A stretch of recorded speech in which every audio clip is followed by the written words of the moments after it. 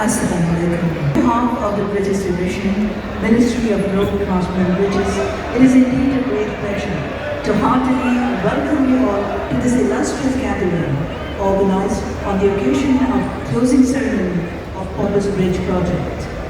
অনুষ্ঠান শুরু করার জন্য মাননীয় প্রধানমন্ত্রীর সনম্র অনুরোধে প্রার্থনা করছি। যারা দিনরাত অক্লান্ত পরিশ্রম করেছেন তাদেরকে একটু আন্তরিক ধন্যবাদ জানাচ্ছি। সেই জন্যই আজকের এই আয়োজন সকলের প্রতি কৃতজ্ঞতা এবং ধন্যবাদ জানানোর অনুষ্ঠানই এটা, আমি সেটুকু বলতে পারি। আমাদের মহান নেতা জাতির পিতা বঙ্গবন্ধু শেখ মুজিব আমাদের স্বাধীনতা দিয়েছেন।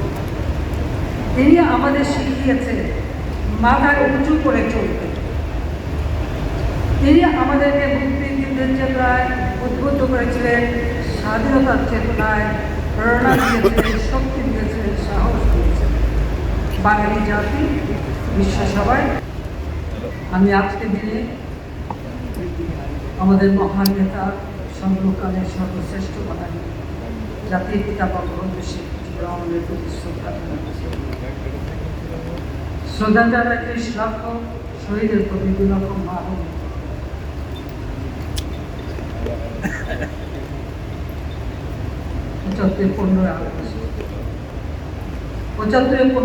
১৯৭৫ সাল ১৫ই আগস্ট বাঙালি জাতির জীবনে একটা কলঙ্কিত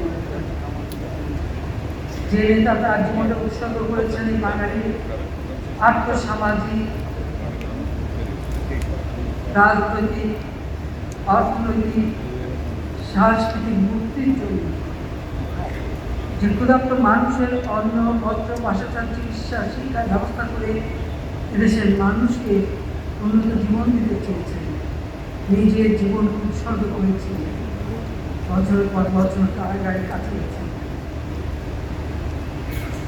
মৃত্যুর মুখোমুখি দাঁড়িয়েছেন, ফাঁসির আদেশের মুখোমুখি দাঁড়িয়েছেন।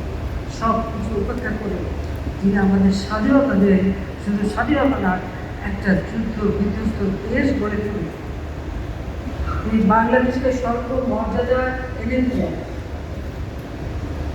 এবং আর্থসামাজিক মুক্তির লক্ষ্যে তিনি দ্বিতীয় বিপ্লবের কর্মসূচি দিয়ে বাংলাদেশকে একটি ক্ষুধা, দায়িত্বমুক্ত, উন্নত, সমৃদ্ধ বাংলাদেশ গড়ে তোলার